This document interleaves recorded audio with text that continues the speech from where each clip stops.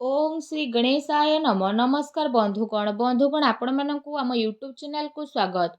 बंधुगण आज भिडियो आम आपण मानकु कहबाकू जाउछु 17 तारीख एवं 18 तारीखर संपूर्ण राशिफल विषय कि ए दुई दिन आपणकर किपरि साब्यस्त हेबो ता सहित जदि आम कहबा केउ सबु जिनिस रे आपणको फायदा हेबो केउ सबु जिनिस रे आपणको सावधानता अवलंबन करबाकू पड़िबो आपणकर लव लाइफ किपरि रहिबो क्यारियर किपरि रहिबो बिजनेस आउ व्यापार किपरि रहिबो ता सहित स्वास्थ्यर किछि महत्वपूर्ण इनफॉरमेशन मध्ये आमे भिडियो रे आपण मानकु देबु आउ भिडियो शेष रे आमे आपण मानकु किछि उपाय विषय मध्ये कहबु जहा द्वारा आपण ए दुई दिन को आहुरि अधिक शुभ और मंगलदायक साब्यस्त करि परिबे। तेणु आगो भिडियो आरंभ करबा पूर्व आमर आपनकु रिक्वेस्ट जदि आपण हमर ए चैनल ले नुआ करि आछन्ती तो चैनल को सब्सक्राइब करंतु सांगरे नोटिफिकेशन बेल को मध्य ऑन करंतु जहा द्वारा समय समय सह नुआ नुआ वीडियो नोटिफिकेशन आपनको मिल जिवो। तो आसंतु जानिबा किपरि रहिबो आपणक पई विशेष भाबरे 17 और 18 तारिखर दिन। जदि सबुठारु प्रथमे आमे आपनको कहिबु कि ए दिन रे कोन आपणक पई पॉजिटिव रहबा पई जाउछि। जदि विशेष भाबरे आमे आपण मानकु कहिबु कि ए दिन रे विद्यार्थी मानकु इंटरव्यू आउ क्यारियर संबंधित परीक्षा रे सफलता विशेष भाबरे मिलिबार पूर्ण सफलता रहिछि। सेथिपाई विशेष भाबरे निजर पाठ पढ़ा प्रति एकाग्रचित्त रुहंतु। आपणकर संतुलित दिनचर्या कारणरू अधिकतर काम समयर सह आपणकर पूरा हेबो। ता सहित जदि कहबा कोनोसी धार्मिक प्रवृत्तिर व्यक्तिଙ୍କ द्वारा आपणकर साक्षात आपणकर विचार धारा रे सकारात्मक परिवर्तन नेकी आसीबो तथा जीवन सह जड़ित प्रतिटी कार्य को करिबार बहुत भल नजरिया मध्ये आपणको प्राप्त होई जिवो। आर्थिक स्थिति आपणकर काफी भल रहिबो ता सहित संपर्कियों सह मनोरंजन संबंधित प्रोग्राम मध्ये आपण बनेबे आउ संबंध रे घनिष्ठता तो मध्ये देखा देबो।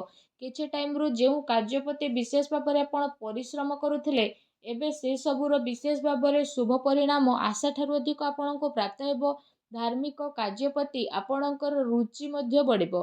पूर्व किछि टाइम रे जेउ सबु कार्य रे आपणकर रोकाबट आसुथिला एबे से सबु कार्य बहुत ही सरल एवं आसानी सह सुधुरी मध्ये जीवो। वस्त्र आभूषण जेपरि किणा किणी रे आपण आपणको टाइम को स्पेंड करिवे समय आपणको सपक्षरे जीव तेणु ताकू सम्मान करंतु। कौनसी शुभ समाचार मिलिबा द्वारा घर रे खुशी रो माहौल रहिबो। आपणको परिश्रम द्वारा महत्वपूर्ण कार्य सबु मध्ये आपणकर संपन्न हेबो। आपणक योग्यता और क्षमता उपरे परिवार रो सदस्य माने विशेष भाबरे गर्व अनुभव करिवे। कौनसी व्यक्तिर परामर्श आउ सहयोग आपणकर हजि जाइथिबा प्रतिष्ठा को पुणी थरे हासिल करिवो जहा द्वारा आपणकर आत्मविश्वास रे वृद्धि हेबो। घरे कौनसी धार्मिक आयोजन मध्ये आपणकर संपूर्ण होई पारे। ता सहित जदि कहबा आजिर दिन आपणकर बहुत भल दिन सिद्ध हेबो। ए दिन रे आपणको नुआ नुआ सफलता मिलिबार अनेक ही जोग बनु अछि। ता सहित आसंतु जानिबा ए दिन रे आपणको पई कोन नेगेटिव रहइबो। फ्रेंड्स को सहित ए दिन रे आपण अजथा बुलाबुली रे निजर समय को व्यर्थ करंतु नाही। निजर शारीरिक ऊर्जा को बनेई कि रखंतु। अलस्वामी मनोरंजन रे समय व्यतीत करबा परिवर्ते बनुथुबा कार्य रे आपणकर रोकाबट आसी पारे। निजर महत्वपूर्ण दस्तावेज को संभाली कि रखंतु। केही यार भूल व्यवहार मध्य करि पारे। ए कारण जदि कहबा आपणकर स्वाभिमान को मध्य आघात पहुंचीबो। ता सहित संतानक गतिविधि रे कड़ा नजर रखंतु। पिलांकर समस्या को शांतिपूर्ण भाबरे सुझांतु। आउ रागे कि किंबा क्रोध करिकि तांको भितरे अहंकार भावना आपण उत्पन्न करि पारंती। काल्पनिक कथा उपरे अधिक ध्यान न देकी यथार्थ उपरे विश्वास करबा पई ट्राई करंतु किंतु ध्यान रखंतु कौनसी भी कार्य को करिबा पूर्वरु तार भल खराब दुईटी स्थिति उपरे विचार करिवार अति आवश्यकता रखिछि कारण कौनसी भूल हेबार संभावना रहिछि। या सहित अधिकतर ए दिन समय घरु आपण बाहर व्यतीत करिवे किंतु सफलता प्राप्त करिबा पई मर्यादार ध्यान रखिबा आपणक पई अति आवश्यक रहिछि। कौनसी अनुचित कार्य एवं आपणकर क्रोधपूर्ण व्यवहार आपणकर योजना को तलतलांत करिब तेणु सावधान रुहंतु। अन्यर सुझाइबारे गंभीरता रखंतु तथा अजथा खर्चरू बंचिकी रुहंतु।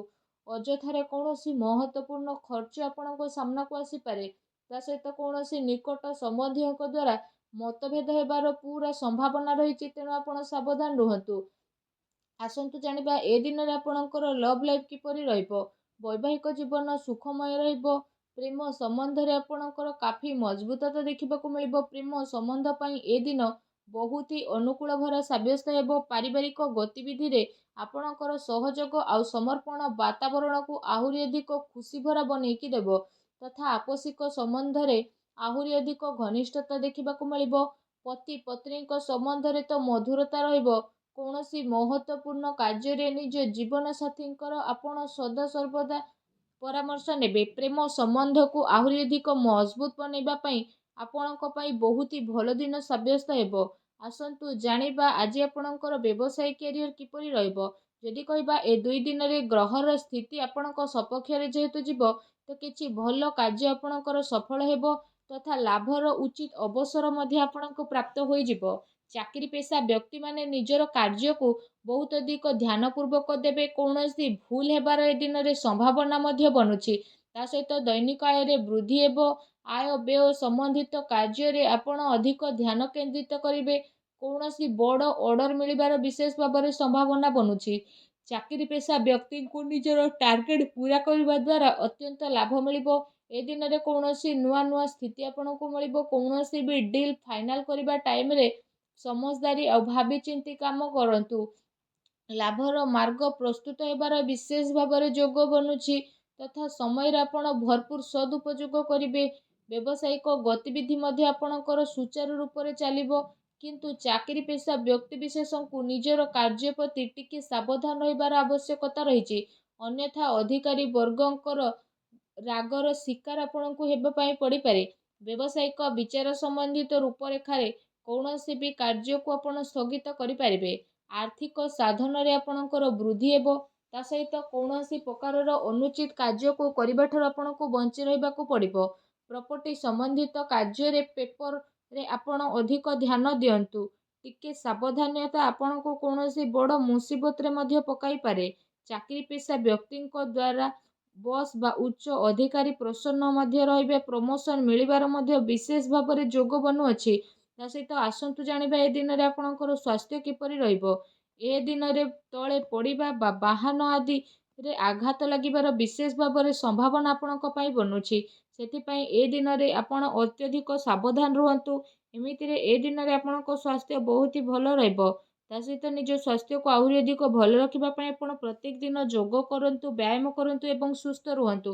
ଆସନ୍ତୁ ଜାଣିବା ଏ 2 ଦିନରେ ଆପଣଙ୍କ ପାଇଁ କ'ଣ ବିଶେଷ ଉପାୟ ରହିଛି।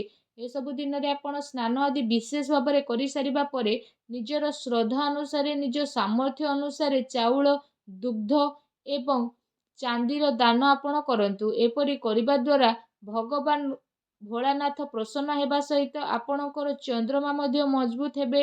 ଏହା ଦ୍ୱାରା ଜୀବନରେ ଲାଭ ପ୍ରାପ୍ତି ହେବ ଆଉ ଆପଣ ଜୀବନରେ ଆଗକୁ ବଢ଼ିବେ। ତା ସହିତ ଏପରି କରିବା ଦ୍ୱାରା ଭଗବାନ ଭୋଳାନାଥଙ୍କର ଆଶୀର୍ବାଦ ହିଁ ଆପଣଙ୍କୁ ବହୁତ ଶୀଘ୍ର ମିଳିବ ଆଉ ଶୁଭ ଫଳ ମଧ୍ୟ ପ୍ରାପ୍ତ ହେବ। ଆଉ ଆପଣଙ୍କର ସବୁ କାର୍ଯ୍ୟ ବହୁତ ହି ଆସାନୀରେ ମଧ୍ୟ ବନିଯିବ। ଭଗବାନ ଭୋଳାନାଥଙ୍କର ଆଶୀର୍ବାଦ ଆପଣଙ୍କୁ ପ୍ରାପ୍ତ ହେଉ। ସଚ୍ଚା ଦିଲରେ କମେଣ୍ଟ ବକ୍ସରେ ଜୟ ଭୋଲେନାଥ ବୋଲି ଅବଶ୍ୟ ଲେଖନ୍ତୁ ଆଉ ଭିଡ଼ିଓକୁ ଲାଇକ୍ କରିବା ପାଇଁ ଆପଣ ଆଦୌ ବି ଭୁଲନ୍ତୁ ନାହିଁ। ଧନ୍ୟବାଦ।